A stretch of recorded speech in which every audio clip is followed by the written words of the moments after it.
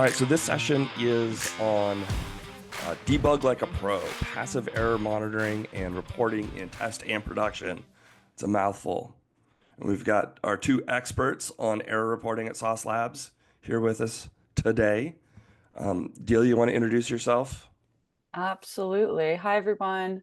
My name is Delia O'Donnell. I am a senior solution architect, and I lead our technical services team here at Sauce Labs. Really happy to be here today to chat about one of my favorite corners of Sauce and quality in general, which is error reporting. And we have Mac. Mac. Yeah, hi there. My name is Matt Clark. I'm a senior solutions engineer at Sauce Labs. I've been working specifically with Delia for the last 4 years on the backtrace side as well, specializing in that product. But really excited to go over how all that integrates with the Sauce platform for test today. Excellent. And I'm your host today. Jason couldn't be with us, so I get to take over his duties. I'm Titus Fortner. I've been at Sauce Labs for 8.5 years as a solution architect, developer experience engineer, developer advocate, developer relations, all sorts of fun stuff, mostly just helping people with code and helping people understand testing better. So let's go ahead and jump in. All right. Hopefully folks can see the screen here. Cool. So yeah, I shortened our title a bit here because as Davis mentioned, I think we had a bit of a mouthful. But yeah, Debug Like a Pro. Let's kind of jump in. I think to sort of set the scene, we wanted to talk about, why do we care about errors and crashes, or what's the importance behind the crash and error reporting that Sauce Labs offers. And the bottom line is that it impacts companies' bottom line. So errors and crashes result in lost users and lost revenue ultimately. Mac, anything you I think want to we can chime dive in? into that on the other slides where we kind of really touch base on how it impacts ROI. But the basic thing here Totally. is we want to like surface these things from cutting down that mean time to detection to the resolution, because you can damage your release cycle in terms of your ratings and or even your brand sometimes. But again, I think we have some slides that we'll go over that in more detail. But Totally. Oh, so I think anyone joining probably has some context here about how errors are, harmful. What happens in production, whether or not you have error and crash reporting, you have these errors and crashes. It's just sort of a matter of, do you know about them or not, right? So here we're kind of demonstrating that in the wild, maybe these errors and crashes are coming to your attention via app reviews or maybe I'm sure your support team, like a frontline team, hears about poor experiences that users might be having.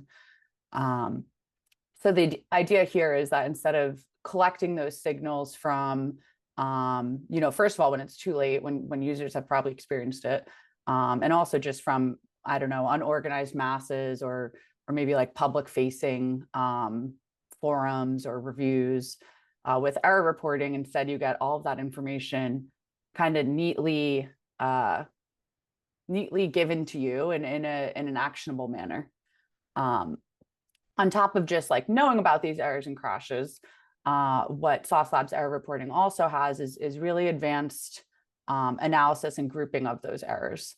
So instead of just knowing that your app had 500 crashes in the wild, what error reporting does is groups those 500 errors into unique root causes. So error reporting has a few different options where you could customize the behavior here, but mostly it's based off of the call stack or what functions we're running in the code at the time of the error and crash. We'll create an error group based off of that. And this allows users to have the ability to see, instead of just 500 crashes happening once, maybe one crash happened 250 times. And then the remaining 250 crashes are dispersed amongst, a lot of error groups. So what you can now do with this information is know, okay, this one that happened 250 times is probably a higher priority for me to fix than one of those lesser ones.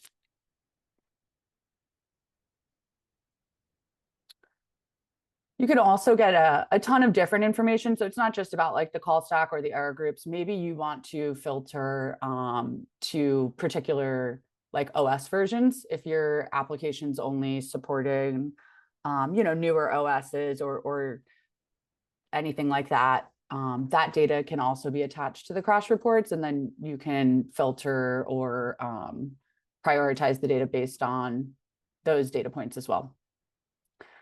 So we'll walk in through the product in a little bit and kind of go through some of those use cases in more detail. But I think that's the basics of, kind of how you make this information useful. And I think that aligns with basically Sauce Lab's overall goals at this point. Having been to a couple of customer advisory meetings where face-to-face, one of the number one things that people wanted was insights. They wanted to gather more information. And so Sauce Labs has made it a critical mission to basically cut out the noise and give you clear and actionable signals. And we're doing that throughout the whole platform for test. So this slide really shows that. Before, is a bunch of noise, and what you're going to have with error reporting is that priority that Delia mentioned, that we're going to basically line it up so that, hey, this number one thing that's happening in a ton, we should probably address that because it's affecting. But then we'll drill into other ones like a crash in that user experience as well and how it impacts.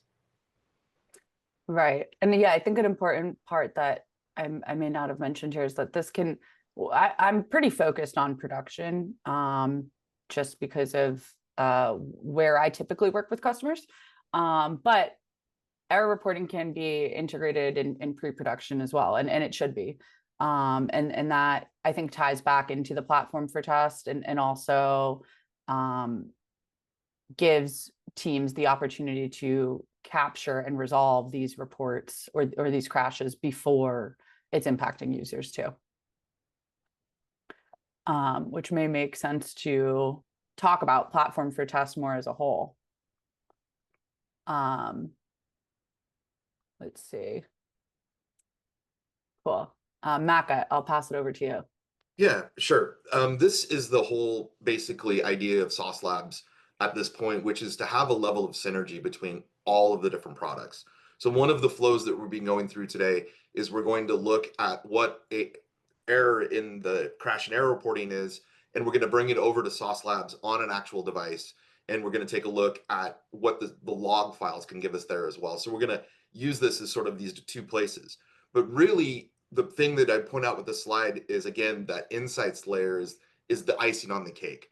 We're basically going to have data that you can get from your production, knowing on the analytics, how is it performing? 97% crash-free error rates through that, or is it 50%?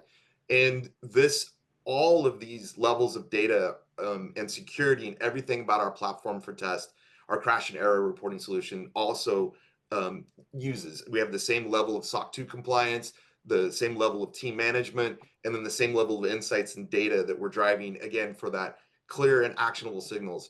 And this is all for our insights. We have these dashboards, and you can think of those dashboards like a force multiplier, right? You're getting the information right there at your fingertips, so you have control and understanding of how your app's functioning in production. And then we're also going to have like scoreboards for flaky tests and things like that moving through as well. So a real critical insights piece in terms of how all of our platform for test ties together, with this crash and error being, in essence, somewhat of you think about it as almost like an insurance policy in production. You really know that you can have that idea of coverage there if something does happen. But then we'll mention how we work with it in pre-production as well through all of these. So all of these pieces is what I'm saying for this platform for test complement each other, with backtrace being crash and error, the thing that we call crash and error is also backtrace, with both of those being critical component in terms of how the whole platform works.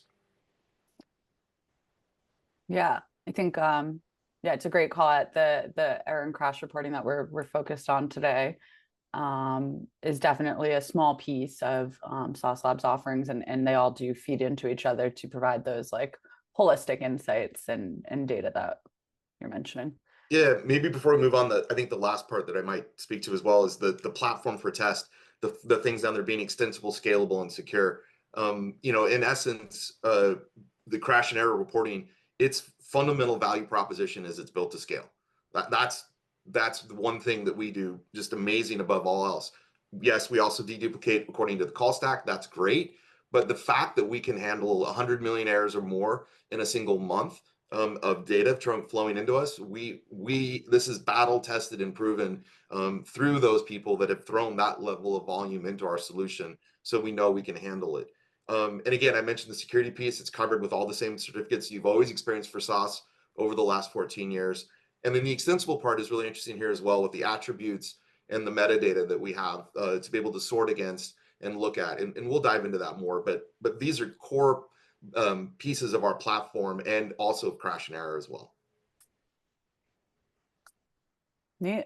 Titus, do you think it's a good time to maybe ask attendees to maybe write into the chat about I don't know which pieces of this puzzle they're using today?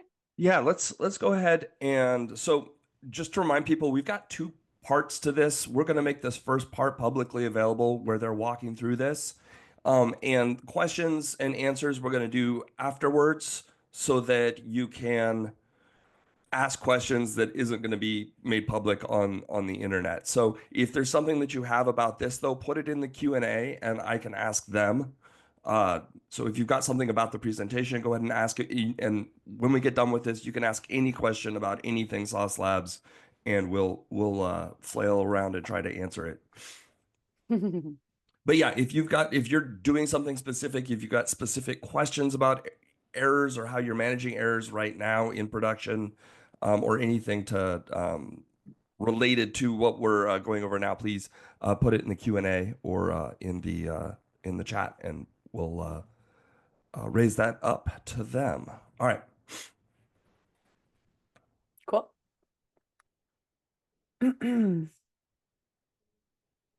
All right. And I think this is our last slide here. So if you're getting antsy, don't worry, we'll hop into the product soon. But for now, just kind of revisiting again, out of that whole platform for test, today we're focused on bugs or errors and crashes, and kind of want to revisit that why. And here we have them. So Yeah. again, Yeah.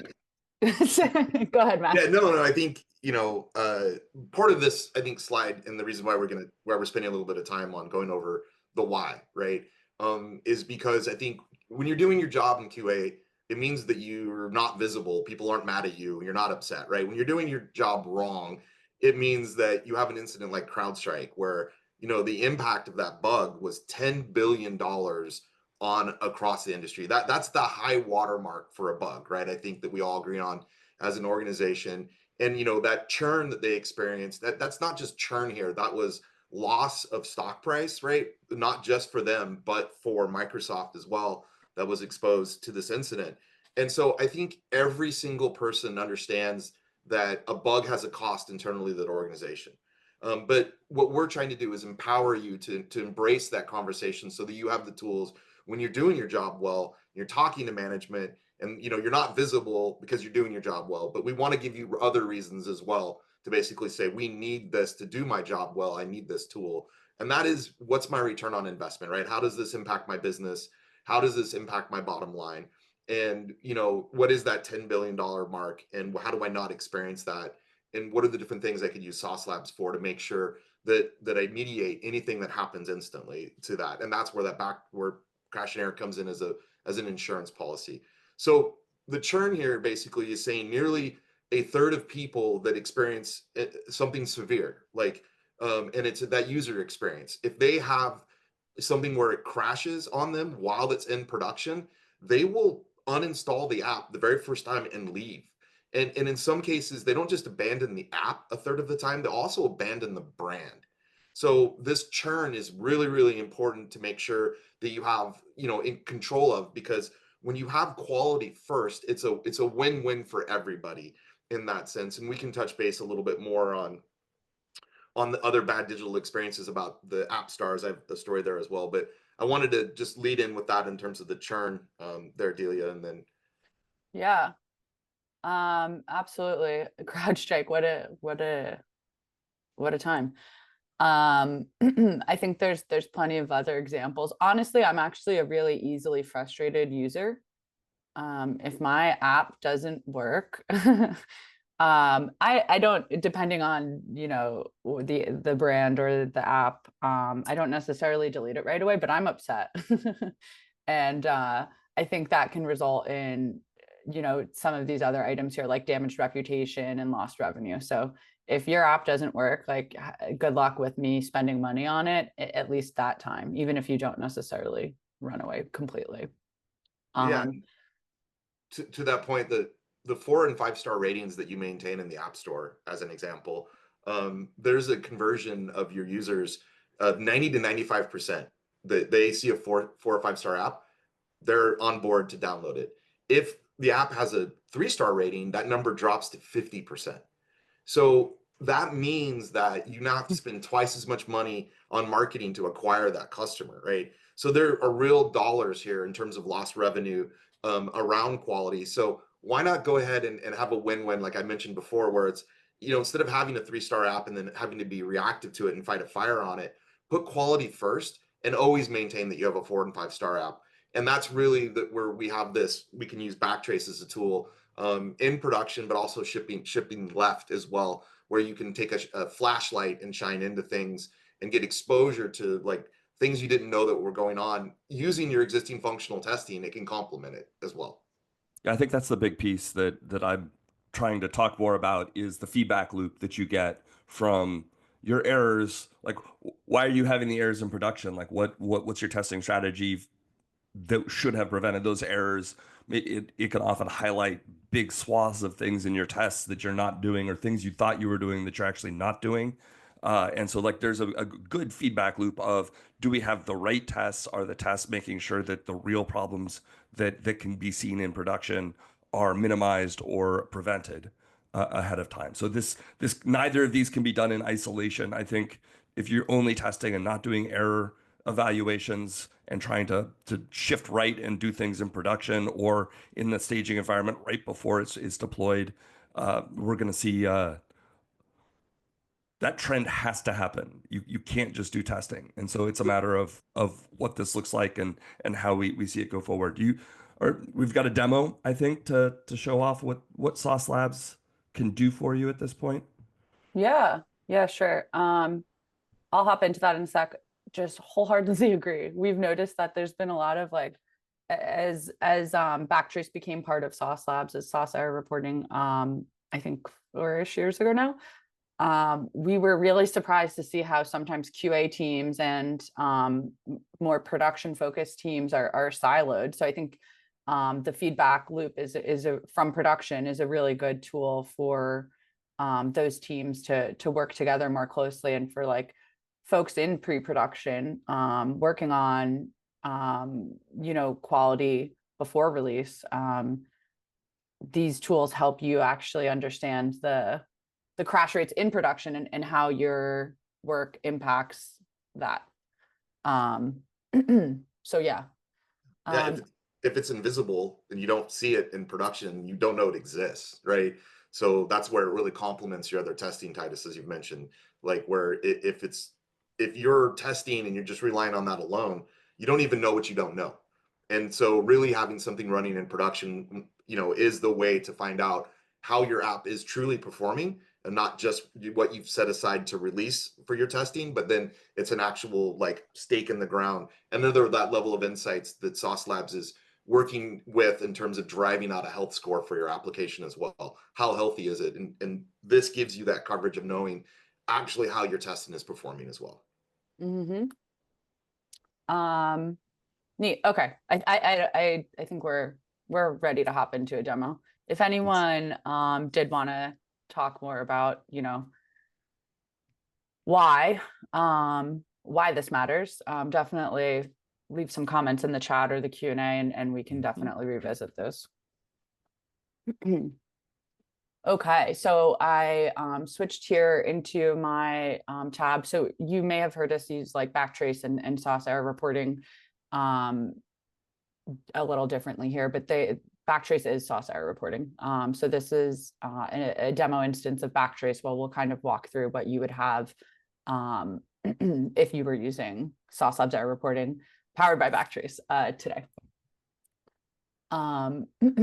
So one of the first things I mentioned was the grouping of errors. And I just want to use this window to kind of demonstrate that here. So you can see in this backtrace universe, I'm filtered here to the last 7 days. You can see that there's 6,700 errors. If I scroll down here, you can see that there's like 24 rows.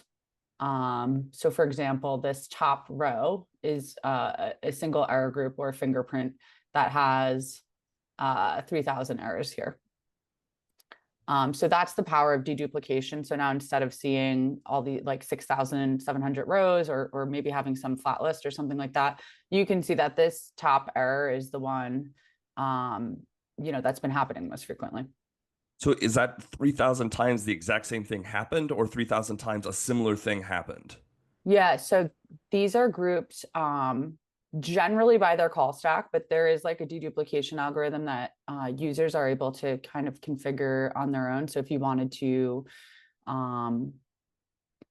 add other data points to what groups these together, you can. But typically, this would just mean that the call stack or the function list at the time of crash or error is the same. And even calling it the same may be a slight exaggeration, because it does like we do strip out functions that shouldn't be splitting this up. So there's some like system calls and things like that that don't actually represent a different event. So it's what we call a normalized call stack. That's how we group these. And then yeah, pointing out here that the fingerprinting itself tends to be very fine, but when those call stacks deviate, we do have like what we call really fine fingerprinting in terms of the heuristics. And the goal there is, with like some of our competitors, they don't have that. And we have a real easy way of saying, well, this call stack's really similar to each other. Let's put them together and then create the same error grouping. And the issue at the similarity function that Daily is showing right now, it's just as easy as coming in here and putting these two together. So that's a much, much easier process than it is trying to go into something and to try to make it into 2 different errors. So this is a real huge benefit in terms of how we do it, and the ease of use of basically taking 2 issues that you think that are the same issue, and it's easy to merge them.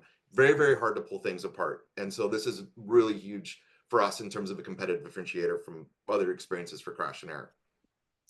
Yeah, so here we're looking at, I zoomed in on an individual fingerprint, popped into its similarity tab, and now we can see other fingerprints that have a similar call stack.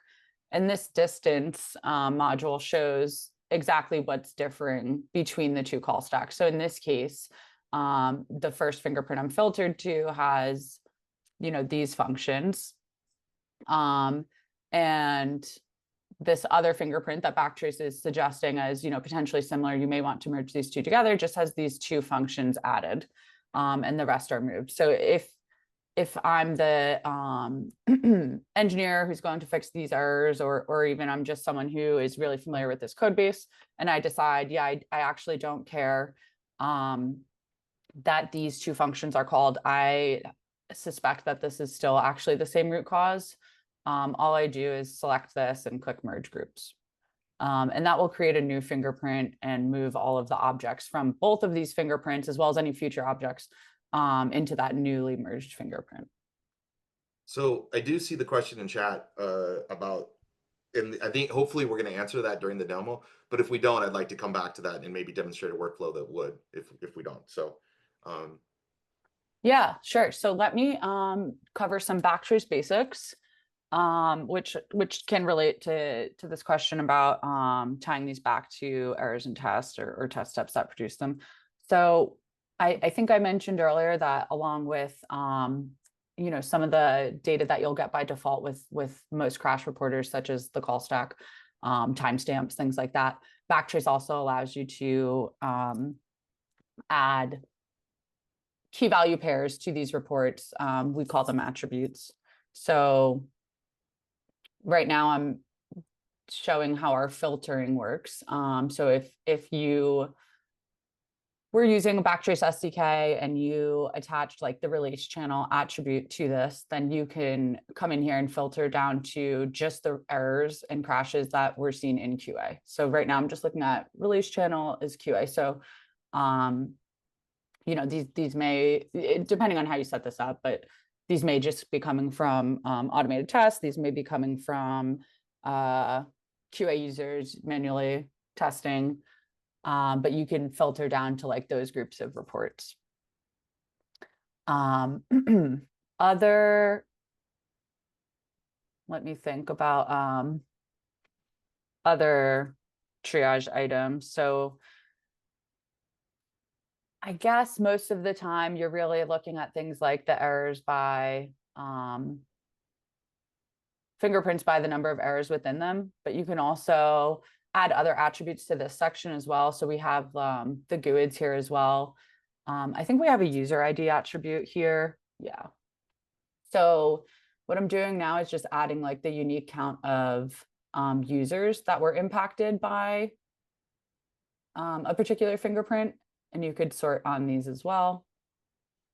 So these should map like these tend to map like closely to the error counts. So like you wouldn't expect the sorts to change that much, but there's always a chance that like one user has some error that is like looping. So if you want to potentially look at the number of users impacted instead of the number of individual errors, that's a helpful data point too. I think we also wanted to talk about like some of the alerting or integrations that Backtrace has. So ultimately the triage view is intended to allow you to triage which reports are the most critical or the most important. Once you have those reports, you're able to assign them to a user. You're also able to create tickets in your issue tracking system. We have a demo here set up with Jira. So this is as easy as like 2 clicks, where you just create a Jira ticket here. You can also, once you understand the steps that you're following to validate that, you know, this error actually does deserve a Jira ticket, you can also automate that. So we have issue. Before you go from that screen, you mind just going back for one quick sec? Yeah. I just want to be clear too that like when I'm thinking about what's important here for a sick patient for triage before we move off of it is how sick is that patient, right? Are we talking about like a cut on your hand, or are we talking about missing an arm when you come into the hospital, right? And so for me, when I look at this and I see the deduplication, say like something happened a million times, that might be a cut on your hand. But the fact of when you lose an arm and you go in to see the doctor, I want to get to that right away. And so do you mind, Delia, just to go down and sort the error type by crash? Just as an example, because Sure. what I want to do is I want to show you this ability instantly to know where I want to attack something may not be the highest here, but this is the most drastic to the user experience. If you have that crash, this is those type of things that if I was on the debug process, I would want to go after things that drastically break that user experience. And so that's that point. And I want to point out that the error filtering here that she's doing, 2 things. One, there's a query builder I think we should show maybe before where you don't have to just use our system. There's this query builder here so that you can come in, and we found there's a number of things that people need and want to boot up really quick with. And there's the pull downs on the side, as well as the saved views.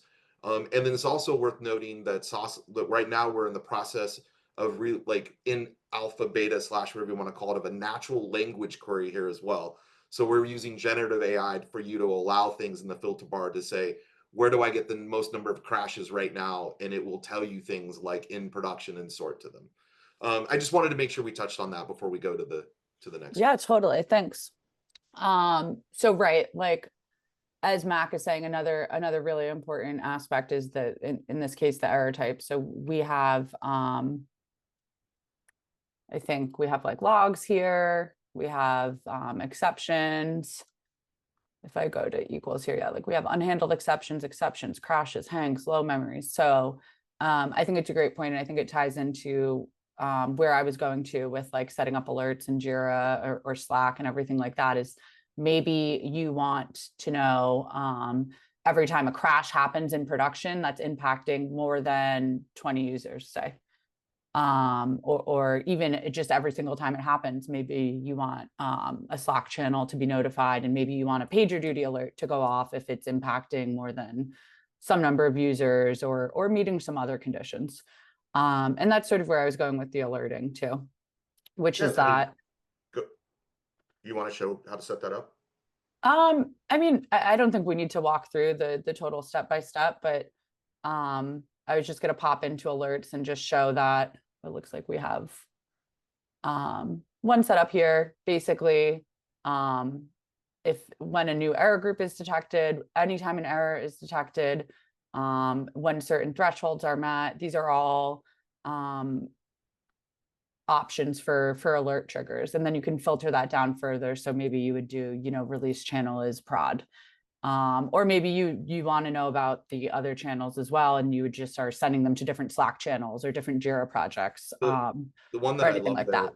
is that error type, the one that we're using earlier. So just error type, and boom, and then value equals crash, right? And then add this as an alert. Like I would love to have this alert set up in my production environment, so I'm instantly being slacked once one of these things happen. It's really cutting down that time from detection, then getting the information in your developer's hands to resolve it. So these are the type of alerts that I would love to set up. Yeah. Yeah, and these are the alerts that we use internally as well. Yeah. I'm typically a customer facing person here at Sauce, so I really appreciate proactively knowing if my customer hit an edge case and ran into an error or crash. So yeah, I can firsthand confirm how helpful these can be. Okay, cool. I don't want to spend a ton of time going through all of the features here. We talked about being able to merge fingerprints together. We talked about prioritizing fingerprints, a little bit on the filtering. I guess it's worth mentioning, you can also, we added some attributes here. Depending on what attributes you have, you can display them in different ways. So like, for example, if we want to look at application version, we could look at a range. If you're looking at like an integer, you could do, mean, min, max, etc. And then all these values, you can also just click right on them to filter to or against them. And that'll just auto add a filter for you. A ton more stuff that you can do here.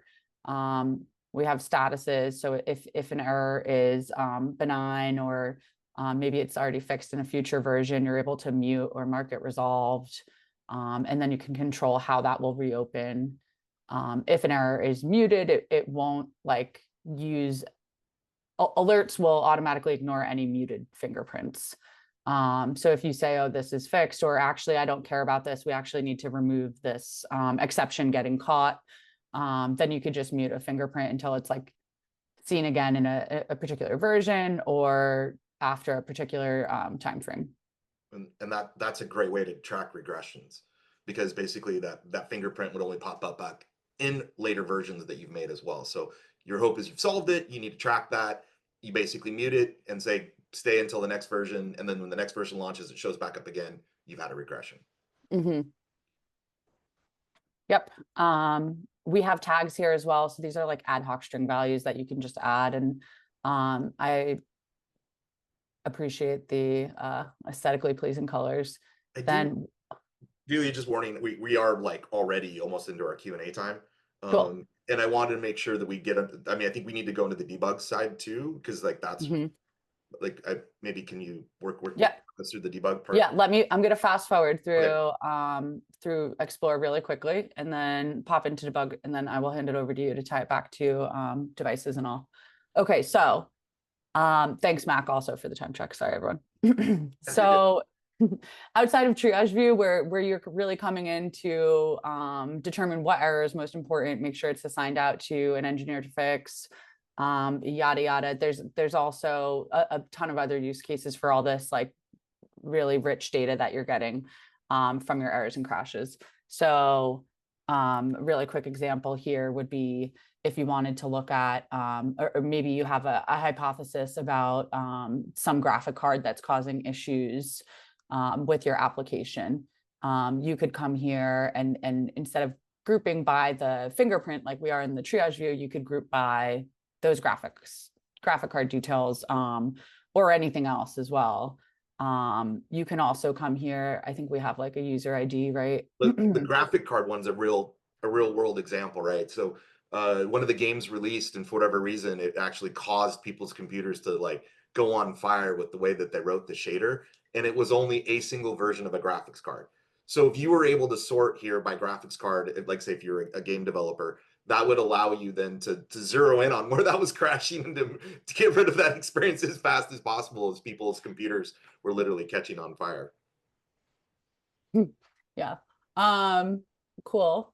Another option you have here, I'm filtering to like a user ID. So let's say this is an internal QA user, and maybe you're logging in yourself to kind of find out what happened on your user ID as far as any errors and crashes. Seems simple. It's just a flat list. Again, you could add like any other filters or attributes to it. Now, there's a one under the saved view that does it according to the automated QA. Yeah, errors by users, right? Crashes By users. user, Yeah, so this is a yeah. great way to show this too as well. We're applying a saved view of one of the ones that we've done. And in this particular case, just for the type of brevity here, we have like the first 5 people have 1,000 errors basically in, and then the next person only has 5, right? So what would be causing that? This is something you could filter out as noise in your system as well. Sometimes it's just as important here, daily showing filtering out against it, removing this. This could be your QA department or your automated testing. These are signals that you want to remove. So sometimes it's really important to make sure that you get under your control of that as well. So false and positive signals. So this is just a quick view of how to sort out a bunch of users that had that. And it's probably your automated testing. And Delia's now sorted that out. So we're removing that noise. Sweet. And then, all right, I'm not being as quick as I said I would. So I'm just going to jump into the debug view. This is typically where you end up if you are maybe the engineer who's fixing it or someone who's diving kind of deep into an individual problem. And since we're going to use this to kind of tie back to mobile devices, I'm filtering here to device type as handheld. And here you can see all the details about an individual error. So this is the first time we're actually just looking at all of the data that's available in an individual report. So here's the call stack. Would you also filter it to the iOS one as well when you get a chance? Yeah, sure. Let's see. So this is actually a good example of why you might want to use the query builder sometimes. Some of the naming conventions for attributes may not be super familiar to you. For example, like platform in this particular project is uname sysname. So that's what the query builder is here for, to maybe group and map some of the attribute naming conventions back to human preferences. And then, so the point, the reason that, like, if we now look through these, and sorry, Delia, I know we could talk about attributes and stuff, but these are all iPhone 13 now. Everything that you're seeing here on the right-hand side, see the little icon, as she's scrolling through that, every one of these is happening on iPhone 13. So what we have is something happening here. Now we need to go debug it on that device. But before we go show that flow, Delia, I didn't mean to interrupt. I just wanted to point out, we clearly have a problem with the device here. All 832 of these errors are happening only on the iPhone 13. And so that's the kind of specific information that we want to drill into now. And we want to hand off to our developer and say, okay, developer, here's the call stack, here's the threads, here's a bunch of attributes, here's all this information you can need to solve it. We even do source code integrations in terms of, we have an SSH get request. We don't keep it in memory, but in some, with the integrations there, we'll bring back the source code and show you the class. that even this happens on. So we're giving that developer as much of information to solve that. And then once they put the fix in, we need to go retest it again on a device, in this case, an iPhone 13. So, but I think the attributes, the source, there's one in there, but it's really hard to find. But Cool. I think you covering the attributes part. I think we kind of skipped that. Yeah. Just kind of wanted to mention quickly what's here. I know we're totally already out of time, so I'm operating on negative time. I won't go into too much detail. We have the call stack. We have some log files. You could see attachments here, and then all the attributes that we've been mentioning will also be available here. But we really wanted to use this to kind of tie us all back together into, like Mac was saying, this is all happening on an iPhone 13. Maybe here you would also have an attribute that this is happening in a particular test case or from a particular device on Sauce Labs real device cloud, or something like that. And from there, you would then potentially go, back into the real device cloud or elsewhere to reproduce that problem, or dig deeper into it, which I'll pass back to you, Mac. Yeah. And one, anybody who's interested, I'm on the demo side, so I'm happy after this call for come into Sauce Labs and we can expand on all of these things for you. I think we didn't quite anticipate that we would, that we'd run up on time this quickly. But one of the things that I'm showing here is tying this back to the Sauce Labs platform. We have an error that's happened. And if I was on Backtrace or Sauce Crash and Error, I would make a JIRA ticket right there. And I would have that JIRA ticket. And now I come over here to this side with JIRA open, and I'm working my way through that ticket. And I would say, here's an Apple device on the cloud. Here's, the Sauce Labs cloud. I can just simply go to, it was, an iOS 13 device here and sort to, okay, let's get to, why did it do that? That's weird. Well, we're going to pretend that was 18, I guess. Why did it do that for that one? So I'm going to a 17, and I'm going to be able to launch it on that iOS version. In this case, I'm going to do 17, not 13. And then, bring that app in and test it on that particular version of iOS. I know we have 13. I just don't know why it didn't work in that particular case. It seems like that's always the thing on demos, right? Titus, something always. There's always something. There's always something. I filtered to that. There's supposed to be one of each one of those sitting there. So it's interesting. But we are testing this app right now that we have through and open the ticket. The developers put the fix in, and right now I'm launching that. Hey, Matt, can I interrupt you for a sec? Sure, yeah. Do you have another RDC tab open? We got a question about how to access Backtrace, and I just wanted to kind of show the sidebar from RDC that opens up the error reporting instance. Yeah, sure. Sorry to put you on the spot. Thanks. No, that's okay. So here we are with this is the Sauce Labs platform for test, and error reporting is right here. It's just as simple as clicking that and accessing it. As a part of the Sauce Labs person, you'll get 10,000 errors per month on the pre-production level. We also haven't really talked about, you can turn on Backtrace in the background, and Titus, you're probably going to hate me for saying this, but let's say you used AI agents to log in and move through your site in a web crawling fashion, right? And do like that. This will crawl a website. And if you have any problems in there and it crashes while it's crawling it, guess what? That information is captured inside of Backtrace. So same thing for like the video game industry, where basically we have all AI agents that play the entire game now competitively. So you can use those. What used to be that they had to wait for like a beta release and then make all these players test, and you put your developers on a crunch. Well, now what you want to do is sprinkle in some of these AI agents so to get away from that crunch at beta time. Anyways, so here's that app that we've launched into. Moving forward, there, if I can put things in the cart, there are things here. I'm going to pretend that I put the fix in. I'm going to end the session. And then in that JIRA ticket, whether or not let me get to the test result. I'm going to go to a different one. You're going to get a video of the particular thing that happened. So here's one of a game that for an Android that was moving.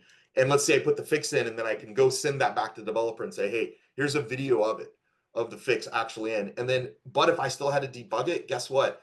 I have also these great device pieces down here for everything that's happening on the device.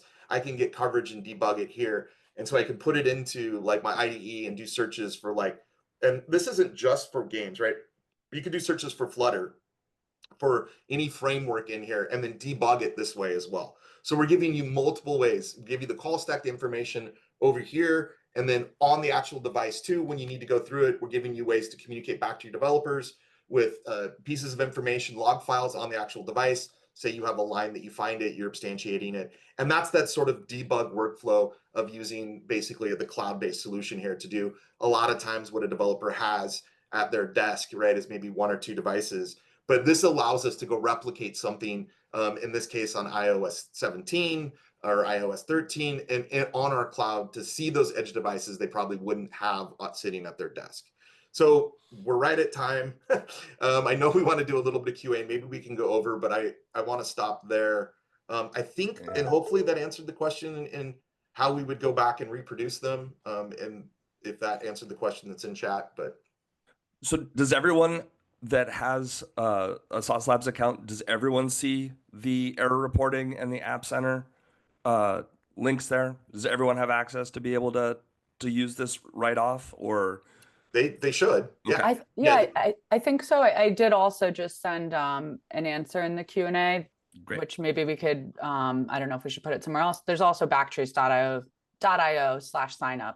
So if for any reason you don't, or you want to sign up for a separate one, you could do that there. And it's worth noting that it may be a good idea to do that in some cases. So let me explain the difference there. Backtrace/Sauce Crash and Error has an individual SDK that you can integrate in any platform, iOS, Android.